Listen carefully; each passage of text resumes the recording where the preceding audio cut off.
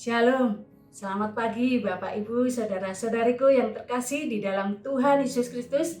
Kita berjumpa kembali di dalam renungan pagi Embun Surgawi. Kami berharap Bapak Ibu, saudara-saudariku yang terkasih pagi ini semuanya sehat dan diberkati Tuhan. Mari kita akan merenungkan kebenaran firman Tuhan dengan tema meninggalkan manusia lama. Meninggalkan manusia lama terambil di dalam kitab Filipi pasal yang ketiga ayatnya yang ke-7 dan 8. Demikianlah bunyi firman Tuhan. Tetapi apa yang dahulu merupakan keuntungan bagiku, sekarang kuanggap rugi karena Kristus. Malahan segala sesuatu kuanggap rugi karena pengenalan akan Kristus Yesus. Tuhanku lebih mulia daripada semuanya. Oleh karena dialah, aku telah melepaskan semuanya itu dan menganggapnya sampah, supaya aku memperoleh Kristus. Saudaraku yang dikasihi oleh Tuhan Yesus Kristus, di tahun 2022 kita harus meninggalkan manusia lama kita. Kita hidup baru di dalam Kristus. Apa sih yang dianggap dunia ini merupakan keuntungan? Pasti keuntungan secara duniawi. Hidup serba mewah, tidak pernah kekurangan. Mau apa saja sudah siap sedia. Kesenangan duniawi bisa dirasakan oleh semua orang.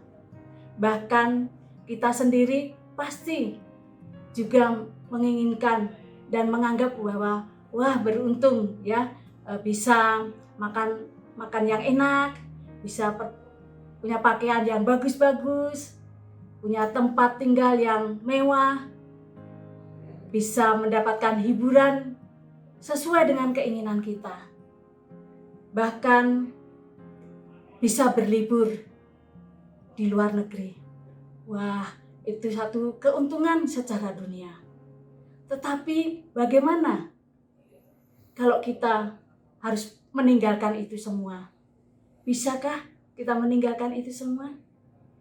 Saudaraku yang dikasihi oleh Tuhan, bisa. Kita bisa menganggap itu semua rugi. Mengapa? Karena itu hanya kesenangan secara duniawi. Yang mungkin kita juga masih hidup di dunia ini membutuhkan semuanya itu. Sebaliknya, bagaimana kalau kita mengalami hal-hal yang sebaliknya? Pasti kita akan, wah itu keuntungan yang besar yang bisa kita rasakan.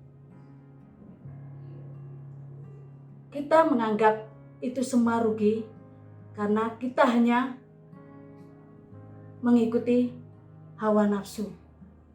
Mengikuti hawa nafsu saja, keinginan daging, tanpa peduli dengan situasi di sekeliling kita.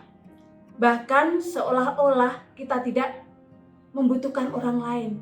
Hidup seenaknya, hidup semaunya, dengan berpesta pora.